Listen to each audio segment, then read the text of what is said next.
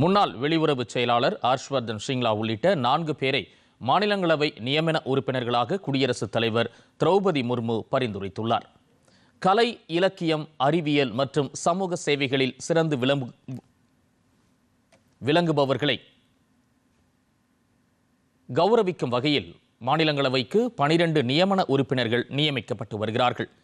இந்நிலையில் குடியரசுத் தலைவர் திரௌபதி முர்மு 4 பேரை மாநிலங்களவைக்கு நியமன உறுப்பினராக பரிந்துரைத்துள்ளார். இதன்படி முன்னாள் வெளியுறவு செயலாளர் ஹர்ஷ்வர்தன் ஷிங்லா, பிரபல வழக்கறிஞர் உஜ்வால் தியோராவ் நிகாம், சமூக சேவகர் சதானந்த் மாஸ்டர், வரலாற்று ஆசிரியர் மற்றும் அமிலத்தன்மை நிபுணர் மீனாட்சி ஜெயின் ஆகியோர் மாநிலங்களவை உறுப்பினர்களாக குடியரசுத் தலைவர் திரௌபதி முர்முவால் பரிந்துரைக்கப்பட்டுள்ளனர்.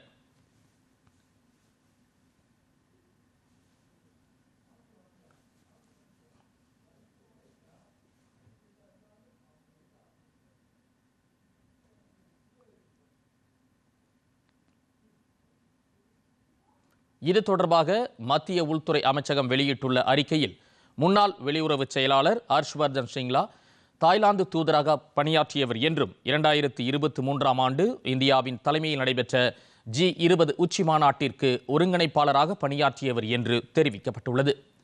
இதேபோல் மகாராஷ்டிராவைச் சேர்ந்த நிகாம் மும்பை பயங்கரவாத தாக்குதல் வழக்கில் அரசு தரப்பு வழக்கறிஞராக பணியாற்றியவர் என்று குறிப்பிடப்பட்டுள்ளது.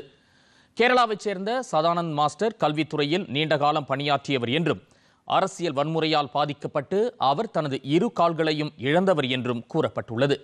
மீனாட்சி ஜெயின் தில்லி பல்கலைக்கழகத்தின் வரலாற்றுத் துறையின் இணை பேராசிரியராக பணியாற்றியவர்கள் என்றும், கலை, இலக்கியம், அறிவியல் மற்றும் சமூக சேவைகளில் பங்களித்தவர் என்றும் அந்த அறிக்கையில் தெரிவிக்கப்பட்டுள்ளது.